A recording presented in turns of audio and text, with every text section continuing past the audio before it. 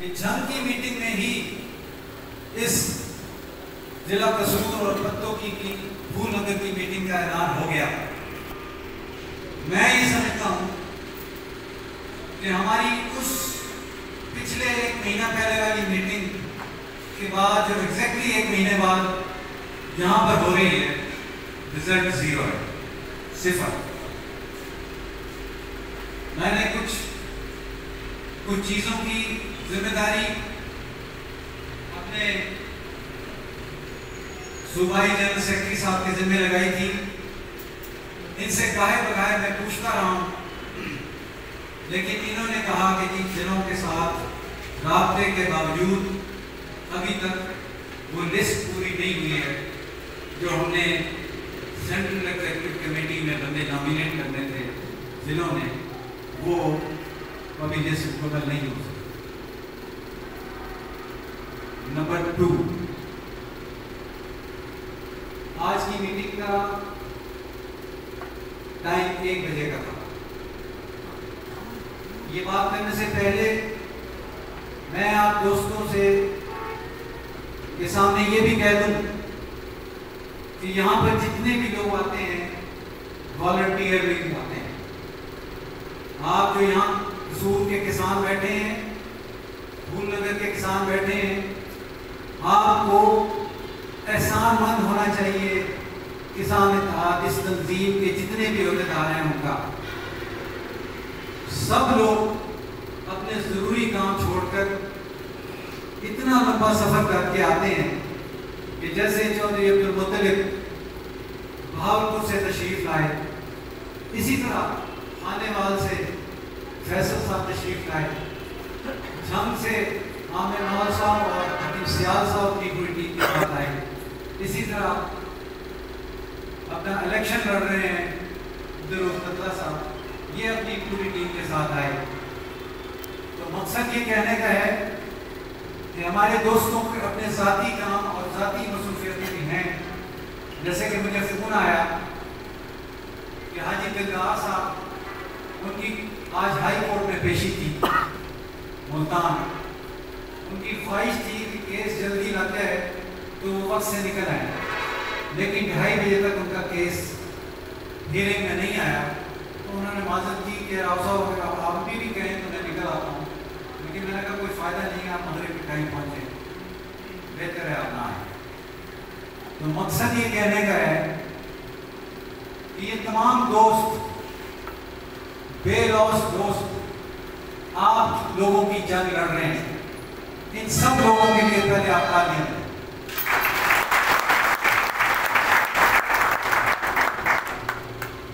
अच्छा, अब मेरी सीरियसनेस का अंदाजा आज ही मैं आपको एक मिसाल दे देता हूँ। मुझे राना रफाकत ने 1 बजे का टाइम दिया। आज मुझे बहुत जरूरी साहिबाल जाना था। मैंने सोचा कि मैं सुबह 8 बजे 9 बजे निकल के साहिबाल जाऊँ, वहाँ से काम करूँ और यहाँ पहुँच जाऊँगा। लेकिन मैंने ये सोचा कि मैं अगर घंटे 2 भी लेट हो गया, इतने सारे लोग जो इंतजार कर रहे होंगे वो बिना वजह इस अज़ियत से गुजरेंगे। लिहाजा इनसे मैंने पूछा कितने देर तक, जिन्होंने कहा कि 2 बजे तक हमारा ख्याल है कि प्रोग्राम शुरू हो जाएगा। आप यकीन करेंगे 2 बजने में 1 मिनट पर मैं यहाँ बात आऊँगा। इसकी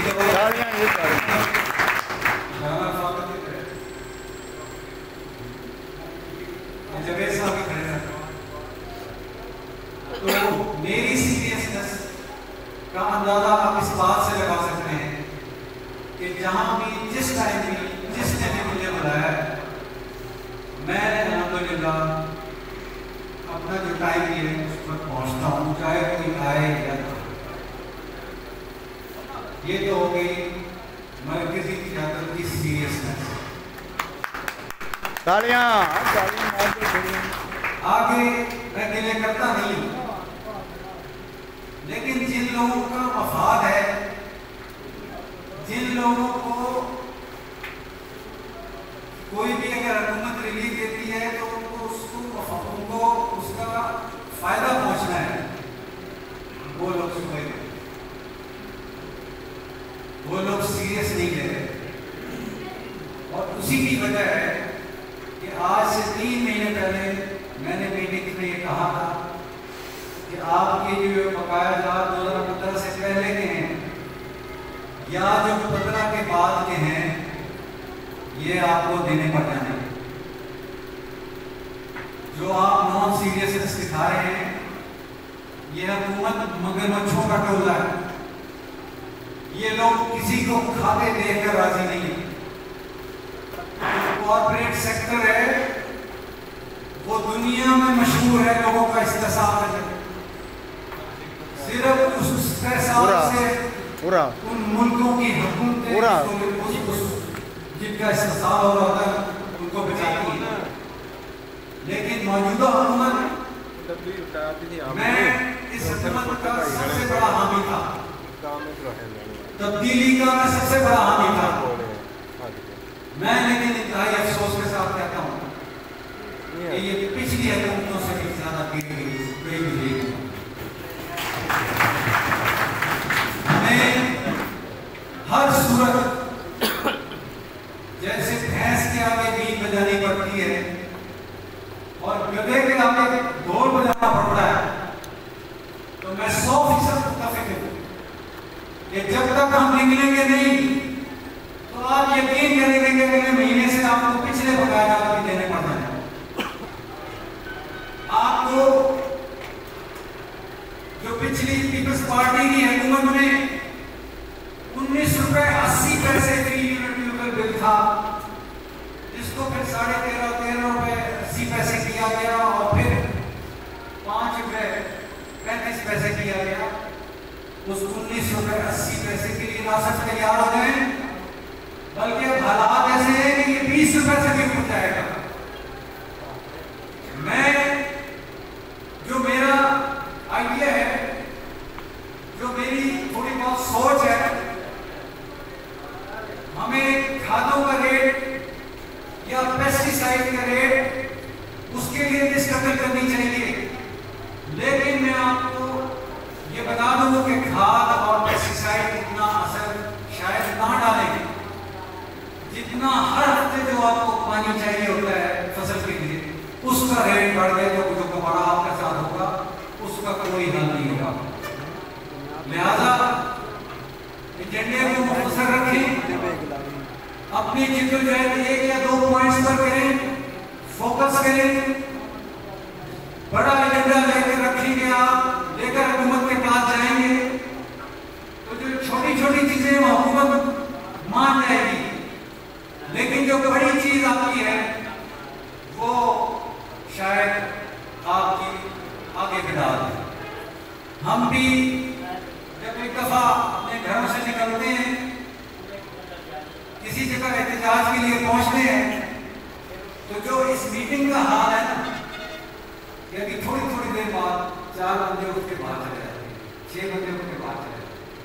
ये मैं तब बातें कर रहा हूँ, महसूस करना। इसी तरह जब इस्लामाबाद या लाहौर के एहतजाज पर जब जाते हैं, आधे बंदे होते हैं, तो कौन सा दरबार है? गोलवाड़ा शरीफ दरबार में। आधे चले जाते हैं फैसल मस्जिद लेके। 500 बंदा होता है जो मेरी पीठ पे खड़ा होता है, मुझे भी शर्म आ रही है। इतनी तादाद में जाते हैं, लेकिन वहां हम इकट्ठा करके लोगों को तादाद नहीं दिखा सकते। लिहाजा उससे पहले आने वाले सीनियर मेंबर्स ने जो बात की कि ना हमारी तंजीम में डिसिप्लिन है और ना ही आम किसान में डिसिप्लिन है। मैं आपको मिसाल देता हूँ, इस वक्त दुनिया की सबसे ज्यादा तरक्की याफ्ता कौम कौन सी है? शायद आपको पता ना हो, जापान। वो दुनिया के अमीर तरीन मुल्कों में शामिल है। वहाँ की एवरेज उम्र 90 साल है, बोल ले। उस मुल्क में बूढ़े ज्यादा हैं और नौजवान अब कम है। उसकी वजह उनकी तरक्की की कि उस कौम में दुनिया में सबसे ज्यादा आप इससे ये दर्द निकाल सकते हैं कि डिसिप्लिन ही है जो आपको तरक्की कर पाता है। हर शख्स का अगर होगा, एक एक्टर होगा, एक डॉक्टर होगा, फिर आप किधर पहुंचेंगे? वहां ही खड़े रहेंगे। एक बात। दूसरी बात, मुझसे पहले रहने वाले दोस्तों ने, हमें नौज साहब ने और बाकी साथियों ने भी कहा कि एक शख्स जिसको आपने लीडर बना लिया है उसको फॉलो करें। हाँ, लीडर बनाने से पहले सोच लें, परख लें।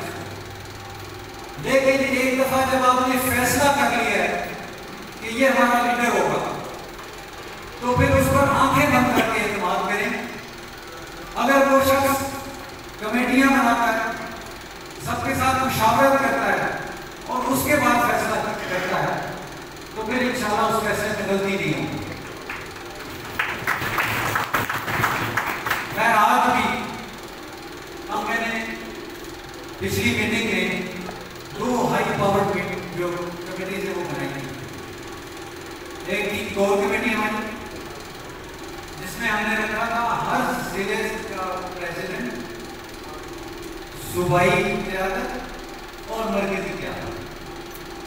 इसी तरह जो हमारी सेंट्रल कमेटी थी, उसमें हमने हर जिले से कितने लोग मांगे थे? हर जिले से एक कहा। और उस कमेटी में कितने बंदे थे?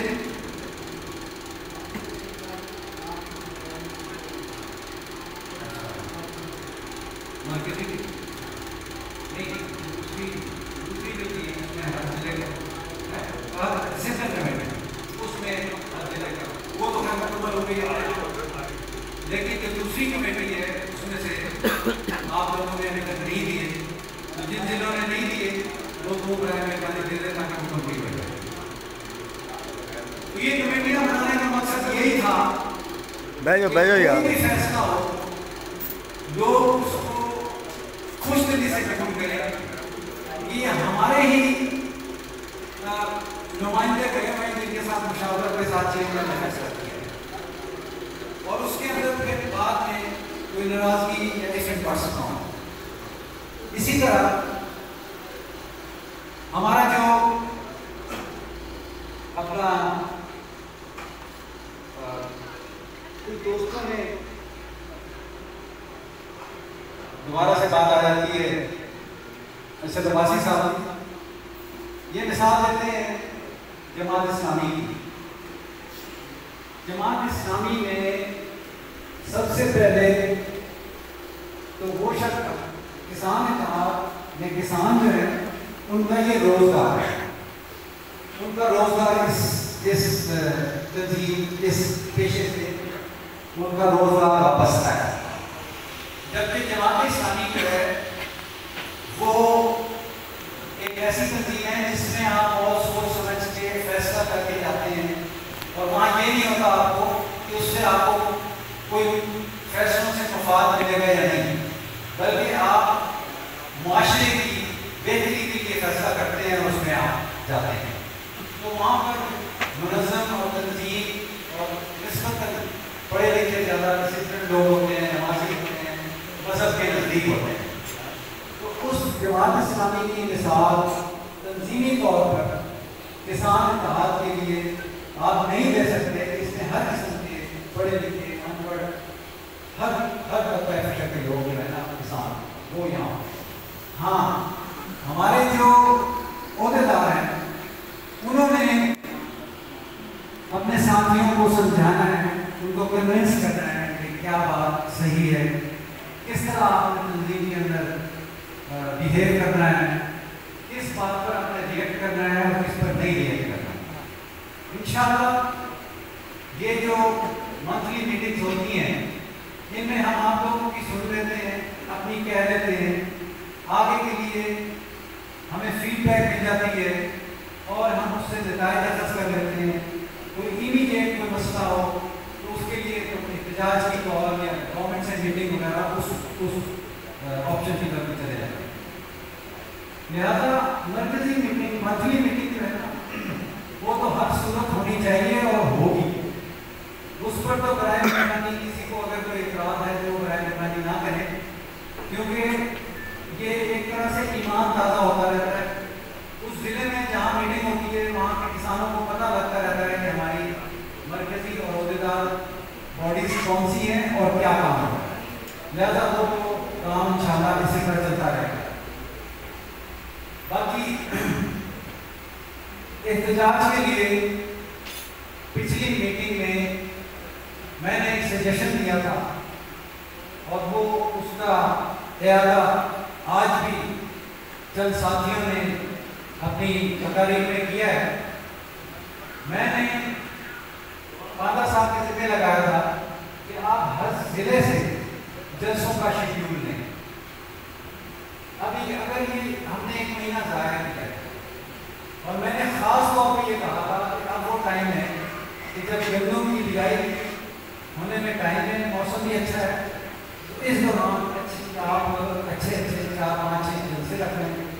उन जलसों में हम आएंगे, मियाँ साहब बहुत अच्छे मुकर्रर हैं और मेरे साथी अच्छे मुकर्रर हैं, लोगों को जोश और बदला देंगे, उनको बताएंगे कि आपके साथ क्या नाइंसाफ़ी हो रही है, आपके साथ क्या ज़्यादती हो रही है।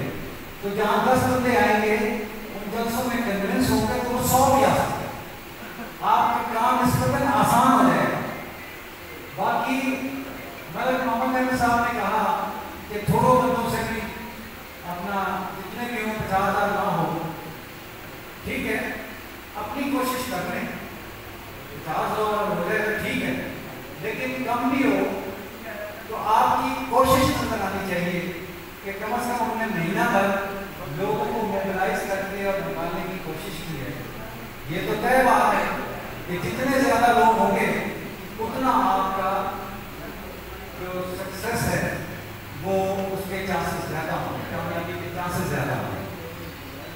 तो अब भी मेरा आपसे ये सजेशन है कि क्या मैं महीने बाद आज आप लोगों से, आप लोगों के सामने अपने ज़िले के अहदेदारों से जलसे की डेट अभी ले सकता हूँ?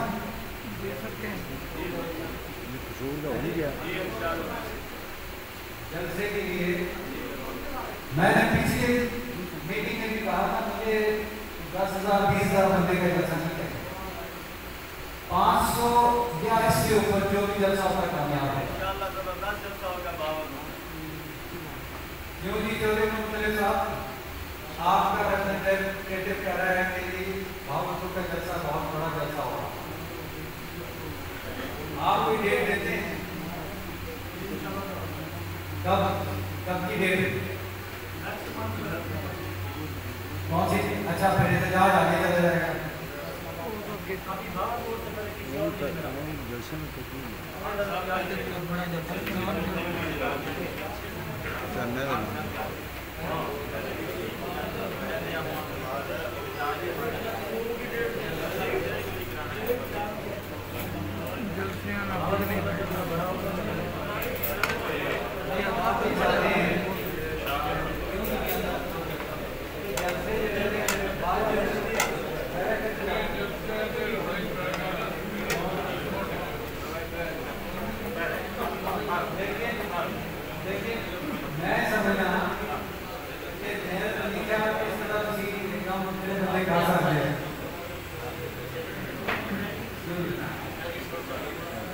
इतने बंदे बगैर लोगों को मोबिलाइज दिखते हैं, किसी के साथ करना होगा। हाँ, 1000 लोग लेके जाने में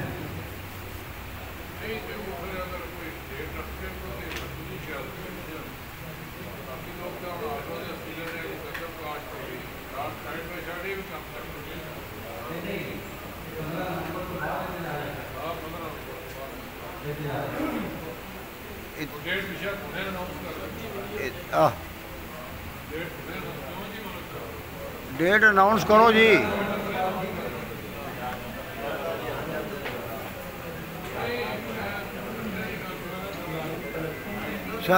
सर दूसरा ऑप्शन है भी डेट अनाउंस करके इतों के जिले सदूर जो उन्होंने को टारगेट लै लो।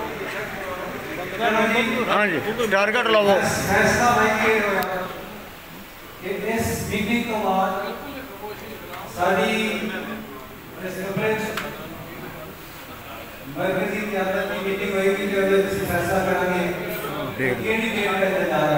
जी तालियां। डेट का ऐलान आज हर सूरत होगा इंशाअल्लाह। अब हम लोग हाथ खड़े करके तैयार के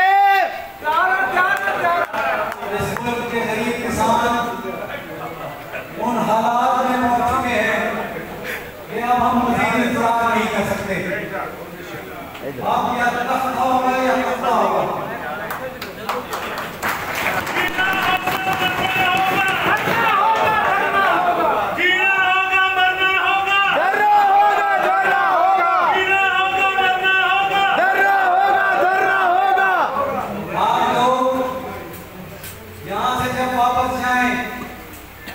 तो देहातों में फैल जाए और एक घर ये पैगाम पहुंचाए कि अगर अपने आप को जिंदा रखना है, अगर अपने बच्चों की रोजी को बचाना है, तो हर शख्स को निकलना होगा और किसान के हाथ की कॉल पर जो इस्लामाबाद पहुंचना होगा इंशाअल्लाह।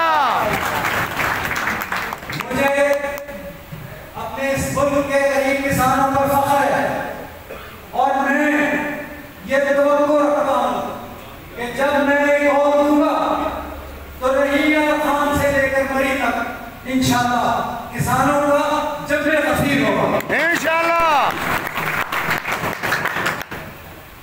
आप लोग अब यहाँ से जाने के बाद घरों में सुकून से नहीं बैठेंगे इंशाअल्लाह जी। एक शख्स को आप ये कन्विंस करेंगे कि आपने अगर अब ना निकले तो फिर ये माशरा, ये मुल्क, ये हुकूमत आप पर इतनी हावी हो जाएगी कि अगले 10 साल पर हक खाते रहेंगे। लिहाजा आप लोगों ने इस मीटिंग को, आज के मैसेज को सीरियस लेना है और उस पर अमल करना है इंशाअल्लाह इंशाअल्लाह। अब मैं आता